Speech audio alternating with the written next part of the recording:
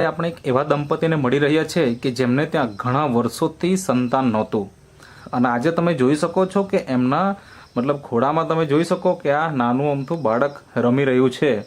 તો આપણે એમના પરિચય સાથે જાણીએ કે ખરેખર આ રિઝલ્ટ મળ્યું કેવી રીતે. તો સૌથી પહેલા તમારો પરિચય આપો. શું નામ છે તમારું? મારું નામ લાલજીભાઈ ચમરભાઈ ગામિત, ગામ વણખાસ.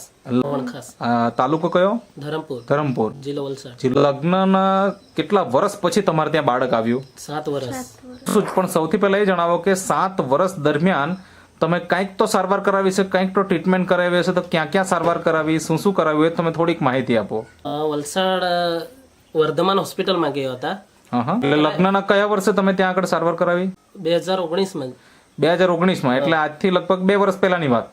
હા. પછી ત્યાં રિપોર્ટ ને એવા કરાવ્યા તો રિપોર્ટમાં તો નોર્મલ જ બતાવ્યો. ઓકે.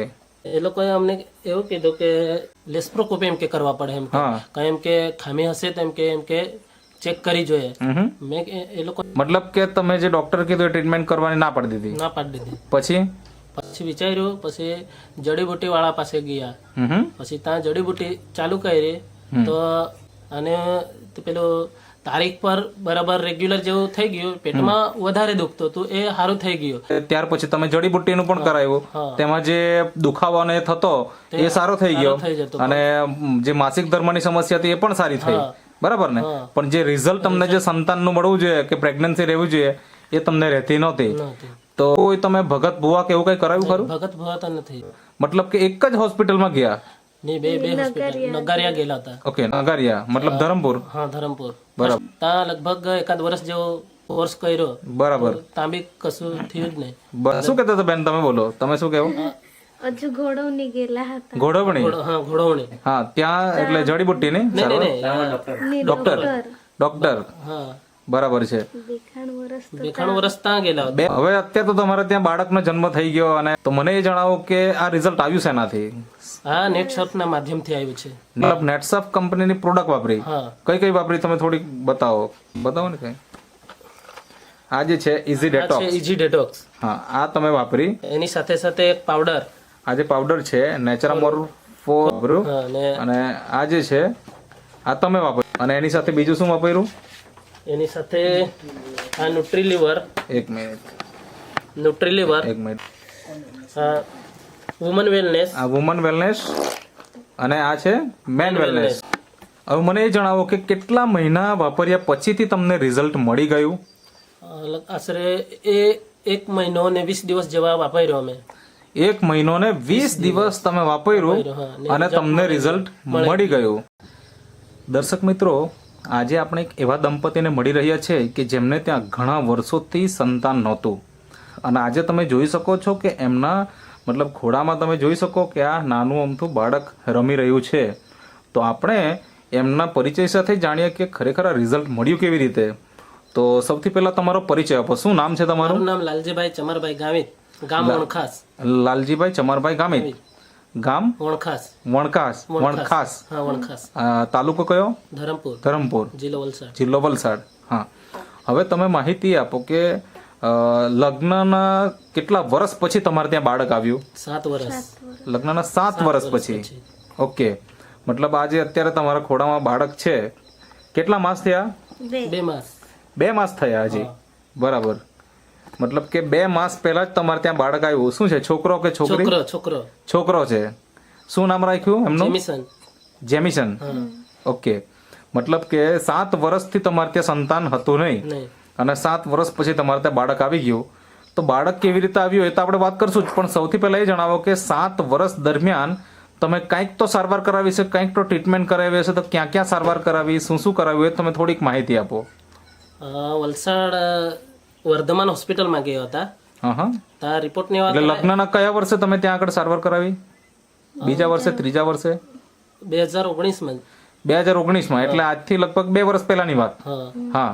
પછી ત્યાં રિપોર્ટ ને એવા કરાવ્યા તો રિપોર્ટમાં તો નોર્મલ જ બતાવ્યો. ઓકે. પછી એ લોકોએ અમને એવું કીધું કે પેલો લેસ્પ્રોસ્કોપી એમ કે કરવા પડે એમ કે ખામી હશે તો એમ કે ચેક કરી જોઈએ. હમ મેં એ લોકોને પૂછ્યું ખર્ચો કેટલો થાય, તો એ લોકોએ મને કીધું કે 15,000 થી 20,000 થાય અહં. ને 1-2% આવી જાય એમ કે. બરાબર. તો મેં પછી મેં વિચાર્યું એમ હા. કે મારા મિત્રો જોડે મારી વાત શેર કરી, હા. એ લોકોને બી પૂછ્યું ને યુટ્યુબ પર બી વિડીયો મેં જોયા. હા પછી એ લોકો બી કે દોસ્તાર લોકો બી કે આમ કે નહીં હારું એમ કે મતલબ કે તમે જે ડોક્ટર કીધું એ ટ્રીટમેન્ટ કરવાની ના પાડી દીધી. ના પાડી દીધી. પછી અમે ત્યાંથી છૂટા થઈ ગયા ને પછી ઘરે આવ્યા, પછી વિચાર્યું, પછી જડીબુટી વાળા પાસે ગયા. હમ પછી ત્યાં જડીબુટી ચાલુ કરી તો અને પેલું તારીખ પર બરાબર રેગ્યુલર જેવું થઈ ગયું. પેટમાં વધારે દુખતું હતું, એ સારું થઈ ગયું, પણ છતાં બી એમાં કઈ ફાયદો નથી થયો. બરાબર. મતલબ કે હોસ્પિટલમાં ગયા, ત્યાં આગળ કીધું કે તમારે ટ્રીટમેન્ટ કરાવવી પડશે. એ તમે ટ્રીટમેન્ટ પછી મતલબ એક સમય પછી છોડી દીધું, કેમ તો કે ખર્ચો વધારે હતો, એના હિસાબે તમે છોડી દીધું. હવે ત્યાર પછી તમે જડીબુટ્ટીનું પણ કરાવ્યું, તેમાં જે દુખાવો ને થતો એ સારો થઈ ગયો, અને જે માસિક ધર્મની સમસ્યા હતી એ પણ સારી થઈ. બરાબર ને? પણ જે રિઝલ્ટ તમને જે સંતાનનું મળવું જોઈએ કે પ્રેગ્નન્સી રહેવું જોઈએ એ તમને રહેતી નહોતી. તો એ ડોક્ટરનું સારવાર તો કરાવી, પણ એ પહેલાના વર્ષોમાં કોઈ તમે ભગત ભુવા કે એવું કઈ કરાવ્યું ખરું? ભગત ભુવા તો નથી. નહીં, બિલકુલ નહીં. બરાબર. મતલબ કે એક જ હોસ્પિટલમાં ગયા? નહીં, બે હોસ્પિટલ. નગારિયા ગયેલા હતા. ઓકે, નગારિયા મતલબ ધરમપુર. હા, ધરમપુર. ફર્સ્ટ ટાઈમ નગારિયા ગયેલા હતા. ત્યાં લગભગ 1 વર્ષ જેવો કોર્સ કર્યો. બરાબર. ત્યાં બી કશું થયું જ નહીં. બરાબર. મતલબ કે આવી રીતના 7 વર્ષ નીકળી ગયા. હવે 7 વર્ષ જયારે નીકળી ગયા, તમારા મનમાં કેવા પ્રશ્નો આવતા? પ્રશ્ન તો બહુ આવતા હતા, પણ હવે શું થતું હતું? હા, શું કહેતા હતા બેન? તમે બોલો, તમે શું કહેવું? હજુ ઘોડવણી ગયેલા હતા. ઘોડવણી? હા, ઘોડવણી. હા, ત્યાં એટલે જડીબુટ્ટી ને ડોક્ટર. હા, બરાબર છે. 2 વર્ષ ત્યાં ગયેલા. 2 વર્ષ ત્યાં. તો મને એ જણાવો કે તમારો ટોટલ ખર્ચો કેટલો થયો હશે આ બધા ડોક્ટર અને જે કઈ વૈદ્યની દવા કરી હશે તો બધું 40-50 ની આસપાસ પહોંચી ગયેલો. 40 થી 50 હજારનો ખર્ચો ઓલરેડી કરી નાખેલો. બરાબર. અને ત્યાર પછી પણ તમને રિઝલ્ટ નહીં મળેલું તો તમારે મનમાં કેવા વિચાર આવતા? મનમાં તો બહુ વિચાર આવે, ખરાબ. હવે અમુક લોકો બી અમને કે આટલા વર્ષ થઈ ગયા અને છોકરું નહીં મળે એમ કે.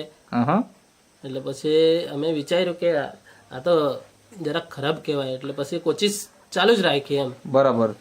હવે અત્યારે તો તમારે ત્યાં બાળકનો જન્મ થઈ ગયો અને મતલબ એકદમ તંદુરસ્ત બાળક છે, તો મને એ જણાવો કે આ રિઝલ્ટ આવ્યું શેનાથી? હા, નેટસર્ફ ના માધ્યમથી આવ્યું છે. નેટસર્ફ ના માધ્યમથી? મતલબ નેટસર્ફ કંપનીની પ્રોડક્ટ વાપરી? કઈ વાપરી તમે થોડીક બતાવો. આ બતાવો ને કઈ. આ જે છે ઇઝી ડેટોક્સ. હા, આ તમે વાપરી? હા. બંને વાપરી? હા, બંને. હા. પછી બીજું એની સાથે એક પાવડર. આ જે પાવડર છે નેચરામોર ફોર વુમન, આ વાપર્યું આ બેન માટે. બરાબર. આ તમારી વાઈફે વાપર્યું. અને આ જે છે આ તમે વાપર્યું નેચરામોર વેનીલા ફ્લેવર, એ તમે વાપર્યો. અને એની સાથે બીજું શું વાપર્યું? એની સાથે આ ન્યુટ્રીલિવર. એક મિનિટ. આ જે ન્યુટ્રીલિવર છે આ વાપર્યું. અને બીજું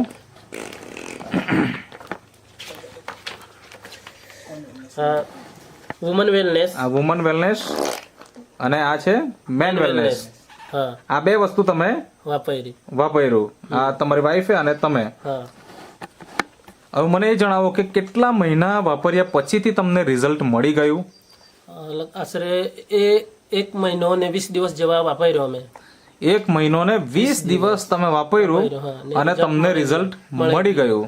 મતલબ કે પૂરા 2 મહિના પણ તમે વાપર્યું ને અને તમને રિઝલ્ટ મળી ગયું.